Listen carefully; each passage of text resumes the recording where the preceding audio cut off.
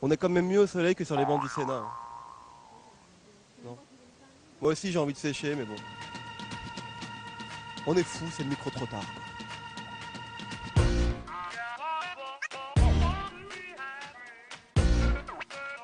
Aujourd'hui, le micro trop tard est donc consacré à la réforme du Sénat, sanctions financières pour l'absentéisme, mais aussi plus de rencontres entre le sénateur et le gouvernement. Ça sent la révolution. Venez. Nouvelle réforme au Sénat. Absentéisme des sénateurs, on va les sanctionner financièrement. Vous en pensez quoi? Moi je pense que c'est une bonne chose. Pourquoi?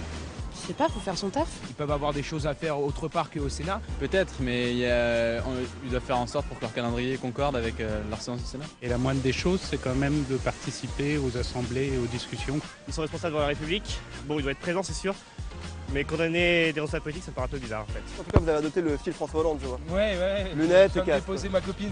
Et il y aura une autre règle, c'est qu'il va y avoir plus de questions d'actualité. C'est-à-dire que le gouvernement va venir rencontrer plus souvent les sénateurs.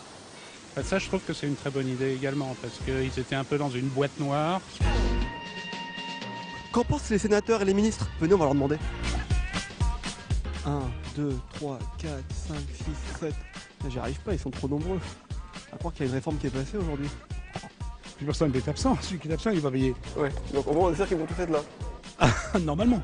Sauf ceux qui ont les fortunes personnelles, auquel cas, bon, c'est autre chose. Ça me paraît normal d'être représenté, d'ailleurs, je crois, la même disposition qui existe aujourd'hui à l'Assemblée nationale. Alors, présent. Ah, Jean-Noël Guérini, je l'ai pas vu. Je vais aller le chercher. Mais c'est une excellente décision. Ah bon?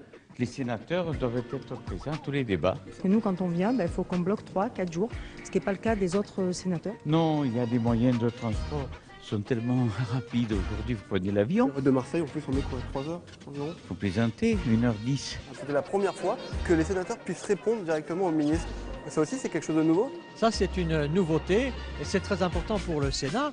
Dans le débat entre le gouvernement et le Parlement, et bien finalement, c'est le Sénat maintenant qui a le dernier mot. La parole doit rester aux parlementaires. C'est pour ça qu'on peut reprendre la parole après avoir posé la question au ministre. C'est vivant ça, c'est vivant, mais ça oblige les sénateurs à se réguler. Donc vous voyez, le Sénat, je dirais, un train d'avance. C'est plutôt positif tout ça. Ah oui, moi j'en suis ravie. Le dernier mot, c'est pour nous. Merci beaucoup, monsieur le sénateur, merci à vous.